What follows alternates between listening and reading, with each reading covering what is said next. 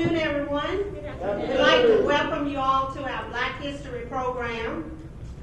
And I will begin telling you a little bit about our theme.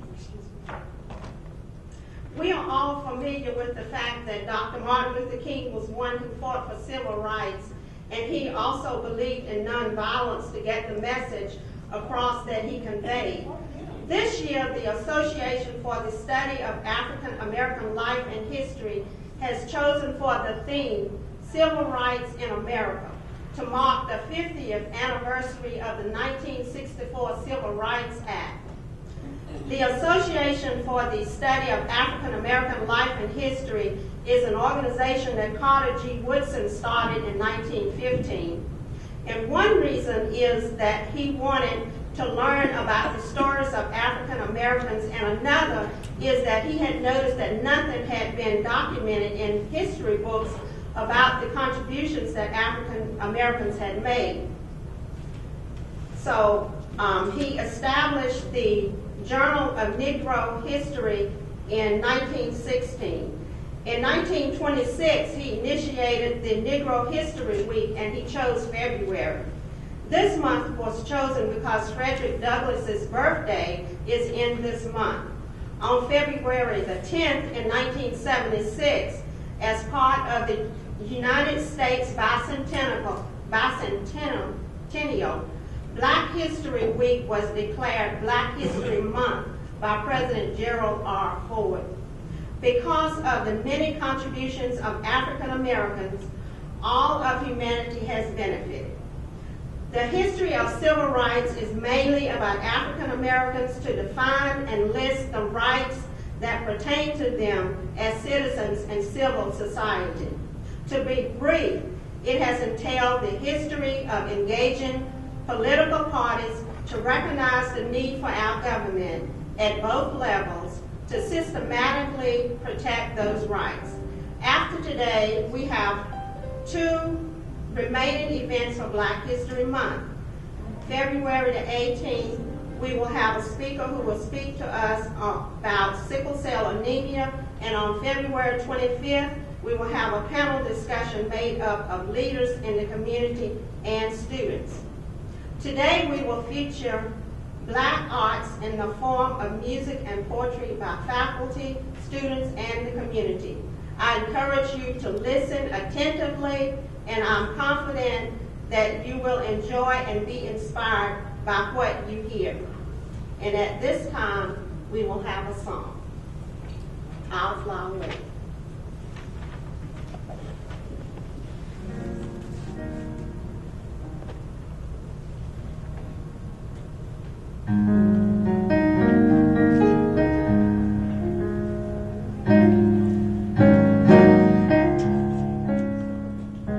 Good evening, everyone. Good evening. If you would join me in the first two verses of I'll Fly Away.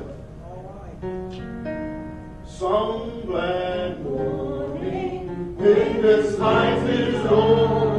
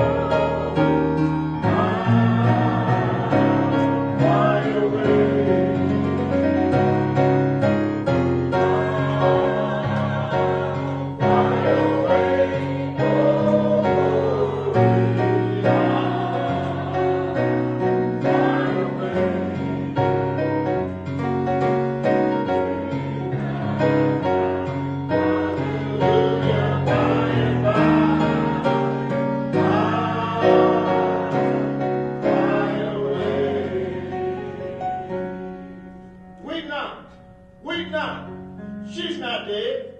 She's resting in the bosom of Jesus. Heartbroken husband, weep no more.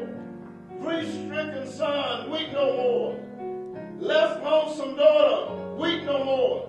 She's only just gone home. Day before yesterday morning, God was looking down from his great high heaven, looking down on all his children, and his eyes fell on Sister Caroline, tossing on her bed of pain.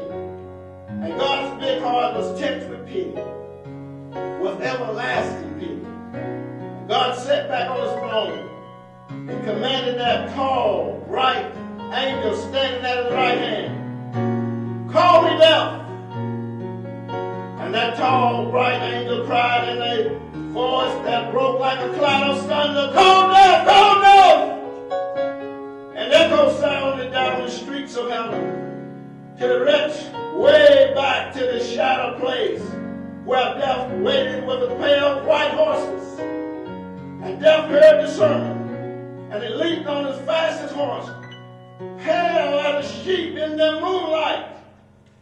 Up the golden streets, death galloped.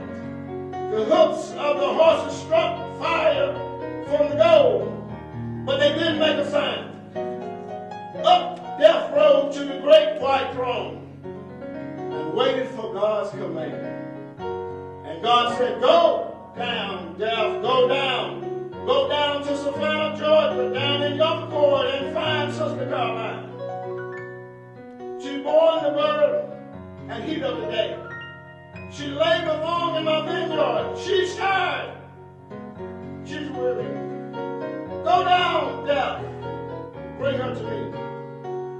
And death didn't say a word, but loosed the reins of the pale white horse, and they clamped the spurs to the bloody sides, and out and down he rode, through heaven's pearly gates, past sun, moon, stars, on death road.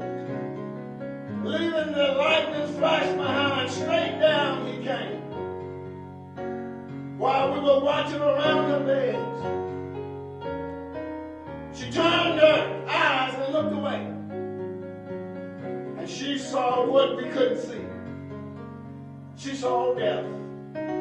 She saw death coming like a falling star. But death didn't frighten Sister Caroline. She looked to her like a welcome friend. She whispered to us, "I'm going home." And she smiled and closed her eyes. And death took her up like a baby, and he laid her in his icy arms. But she didn't feel no chill, and death began to ride again. Up beyond the evening star, into the glittering light of glory, onto the great white throne. And there he laid Sister Caroline on the loving breast of Jesus. Jesus took his hand, wiped away her tears, and smoothed the furrows from her face. And the angel sang a little song, and Jesus rocked her in his arms and kept saying, "Take your rest, take your rest. Weep not, weep not. She's not dead. She's resting in the bosom of Jesus." Third verse of I'll Fly Away. Just a few more weary days they be. I'll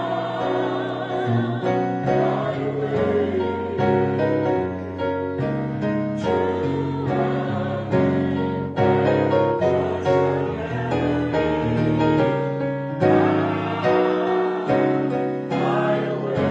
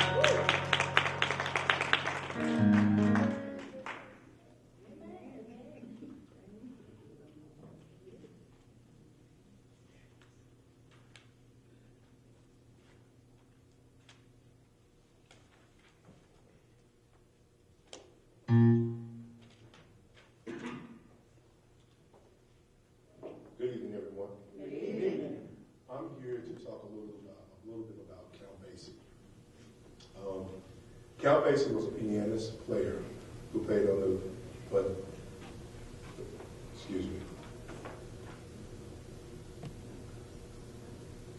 Vanderbilt, I'm sorry, let me start over. My glasses ain't acting like this. Count Basie was a pianist who played on Vanderbilt before he eventually formed his own big band sound. He helped to redefine the era of swing with hits like 1 O'Clock Jump and Blue Skies.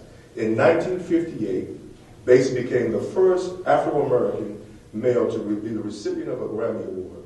On jazz music, one of jazz music's all-time greats, he won many Grammys throughout his career and worked with various artists.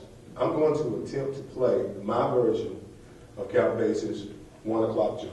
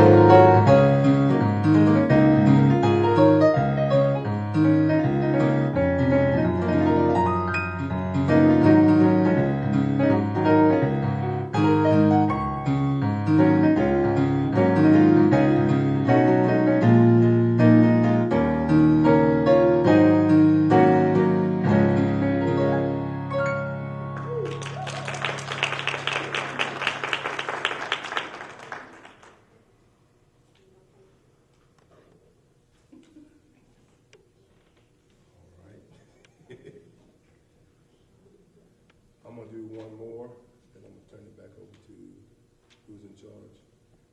The next one, gentleman I want to talk about is Duke Ellington. Duke Ellington, who was born in Washington, D.C., who was a major figure in the history of jazz music. His career spanned over more than half a decade, or half a century, I'm sorry, during which, this time, he composed thousands of songs and for stages, screen, and contemporary songbooks. He created one of the most distinctive ensemble sounds in the West and Western music, and continued to play what he called American music until shortly before his death in 1974.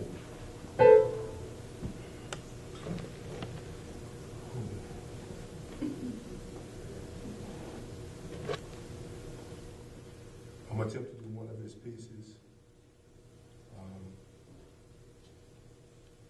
This is called the A Train.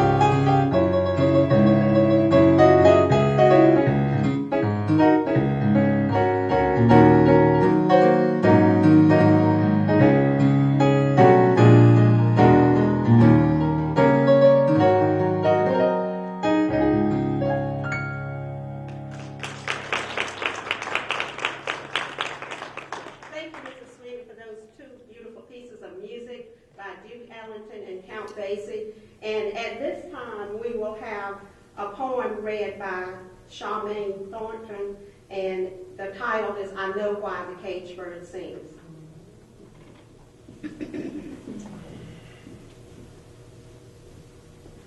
Good evening, everyone. Good evening. Before I read the poem, I was asked to give just a little background history on Dr. Maya Angelou. She is one of the most renowned and influential voices of our time.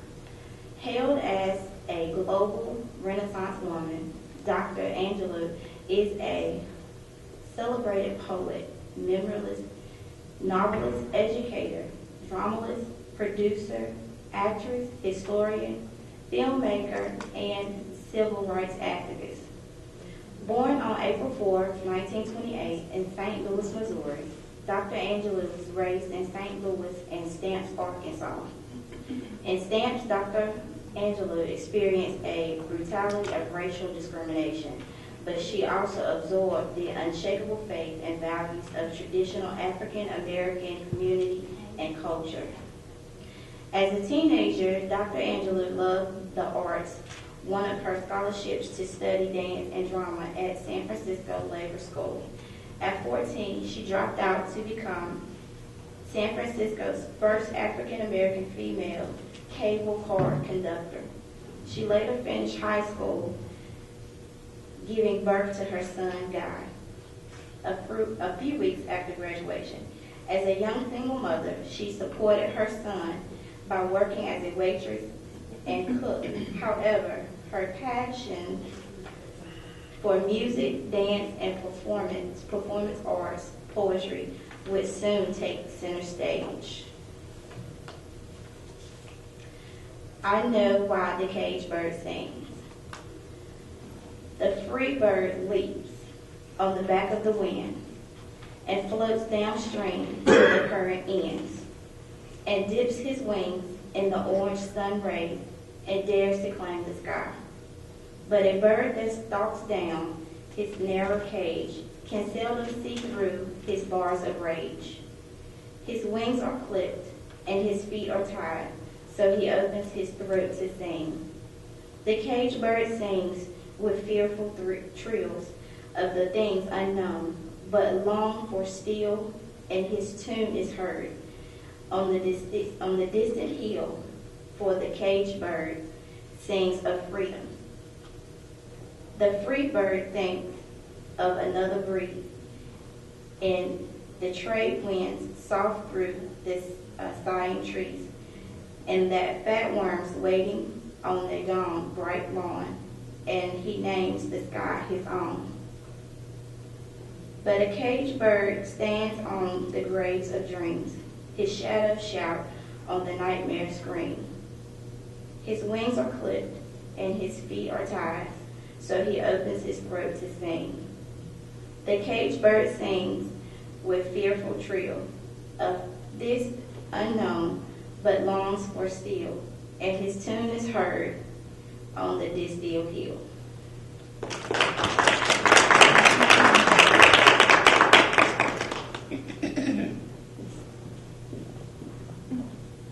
At this time, we'll have another selection by our pianist. This particular selection that I'm going to do is one of my own renditions of an old classic. A song that we used to sing a long time ago in my home church, entitled Going Up Yonder. So listen, and I hope you enjoy it.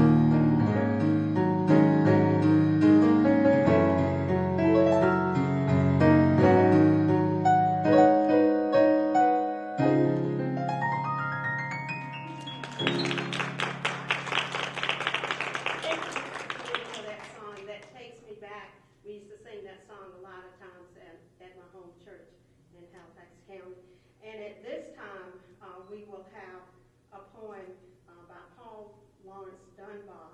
And to read the poem is Marie Ayo, With the Lock.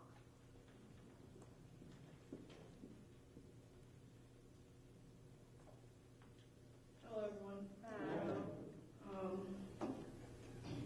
Paul Lawrence Dunbar was the first African American to gain national eminence as a poet, and he was a son of ex-slaves.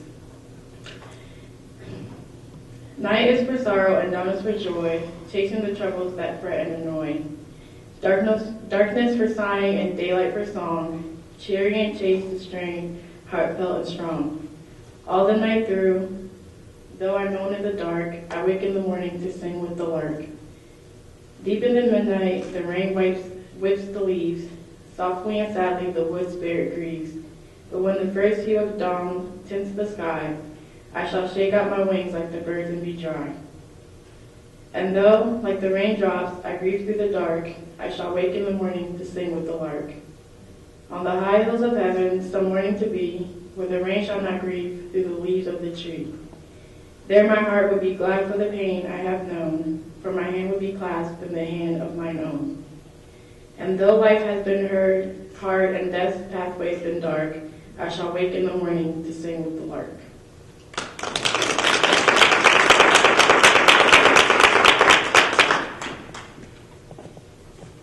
Thanks, Maria, for the poem. And at this time, we have another poem by Khadijah Wilson, Why Fades a Dream, by Paul Lawrence Dunbar. Good evening. Good afternoon. Before I read, I'll be giving a small introduction of Paul Lawrence Dunbar. Give me a second. Paul Lawrence Dunbar was an African-American writer of the late 19th and early centuries who wrote verses and short stories, many of which were written in black dialect, despite the fact that he felt the remarkability of dialect poetry and demanding. He was one of the first black African Americans to attempt to make a living from his writing, and certainly one of the first to gain national prominence. Now I'll be reading Why Fades a Dream. Why fades a dream in a iridescent ray, reflecting between the trice of night and day? Why fades a dream of consciousness a shade, wrought out by lack of light and made upon life's streams? Why fade a dream that thought may thrive, so fades the flashes of dream? Less men will learn to trust the things that seem. So fades a dream that living thought may grow, and like a waxing star beam glow upon life's stream. So fades the dream.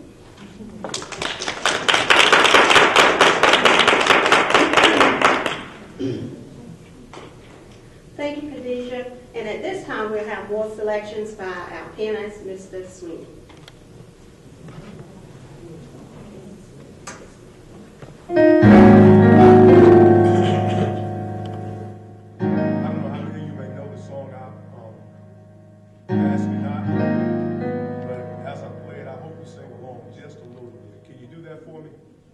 Can y'all do that for me? Participate a little bit? Sing along. All right, this is sing along time. Thank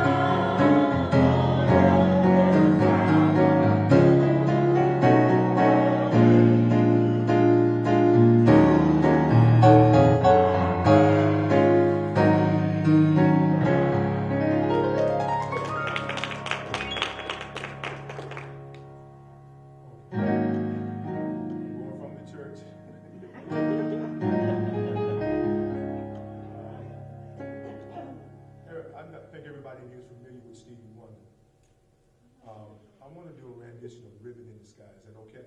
That's fine. Just to bring us from the past to the present, because there is some present history also. So I want to do Ribbon in the Sky by Stevie Wonder.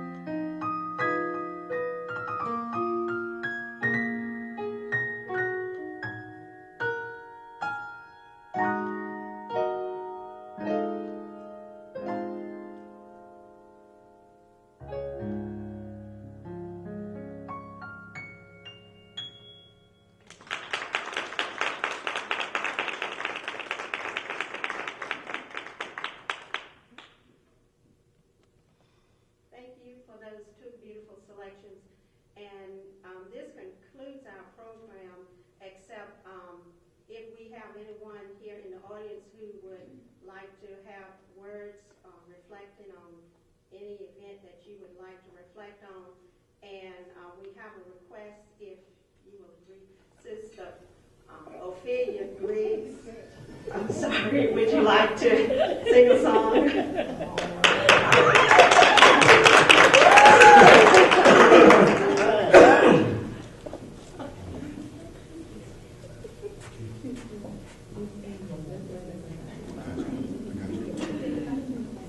Okay, I'm going to sing a little bit of His Eyes on the Sparrow. All right.